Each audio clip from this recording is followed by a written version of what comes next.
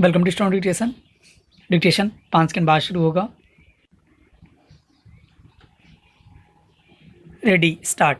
भारत और अमेरिका के बीच नई दिल्ली में मंगलवार को जो महत्वपूर्ण रक्षा समझौता हुआ है वह दोनों देशों के बीच मजबूत होते रक्षा संबंधों को रेखांकित करता है।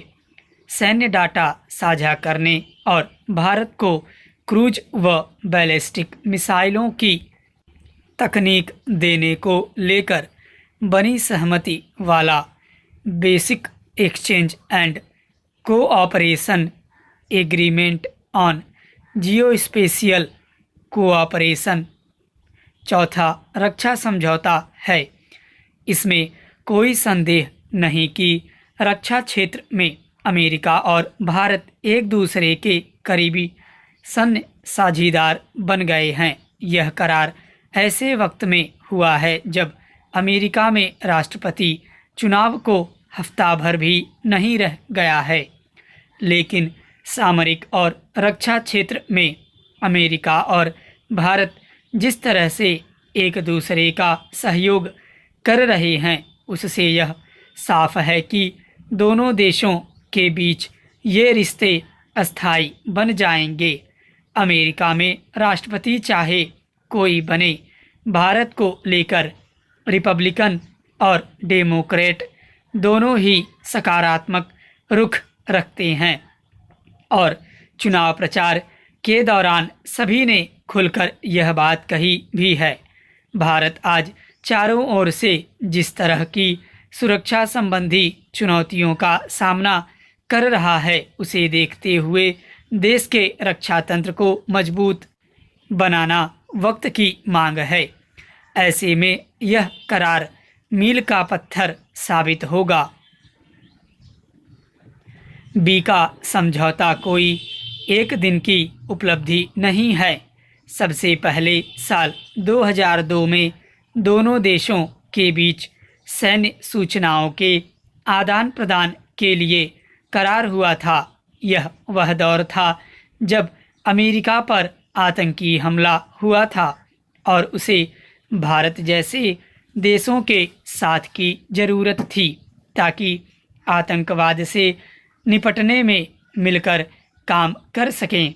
इसके बाद 2016 और 2018 में रक्षा उपकरणों की आपूर्ति और सुरक्षा से संबंधित 2 और समझौते हुए थे। बीका इस कड़ी का करार है। इस करार के बाद अब भारत को अमेरिका से अति संवेदनशील सूचनाएं, डाटा, नक्शे आदि मिल सकेंगे। ऐसी तमाम गोपनीय सूचनाएं और जानकारियां होती हैं जिनके अभाव में हम दुश्मन के ठिकानों तक मार नहीं कर पाते। अगर हमारे पास जटिल भौगोलिक इलाकों के नक्शे और जानकारियां हो तो दुश्मन का मुकाबला करना कहीं ज़्यादा आसान होगा। इस करार के तहत युद्ध के दौरान अमेरिका अपने उपग्रहों से मिलने वाले आंकड़े और तस्वीरें भारत के साथ साझा करेगा। आज भारत को चीन और पाकिस्तान दोनों से गंभीर चुनौतियों का सामना करना पड़ रहा है। हिंद महासागर क्षेत्र में चीन की बढ़ती गतिविधियां भी सुरक्षा के लिए नया खतरा बन गई हैं। ऐसे में भारत और अमेरिका के बीच नए रक्षा करार से दोनों देश इस क्षेत्र में चीन के प्रसार को रोकने के लिए काम करेंगे। भारत संतुलन बनाए रखते हुए अपनी सैन्य क्षमता को निरंतर मजबूत कर रहा है। रूस से भी सैन्य मदद ले रहा है। भारत और अमेरिका के विदेश और रक्षा मंत्रियों की बैठक में सीमा पार आतंकवाद पर भी चर्चा हुई। अमेरिकी रक्षा व विदेश मंत्री ने गलवान घाटी में शहीद हुए भारतीय सैनिकों को श्रद्धांजलि देकर यह साफ कर दिया कि चीन के साथ टकराव की स्थिति में अमेरिका भारत के साथ खड़ा है। अमेरिका भी यह बात अच्छी तरह से समझता है कि चीन से निपटने के लिए भारत को साथ रखना जरूरी है और इसके लिए पहले उसे सैन्य रूप से सुदृढ़ करना होगा।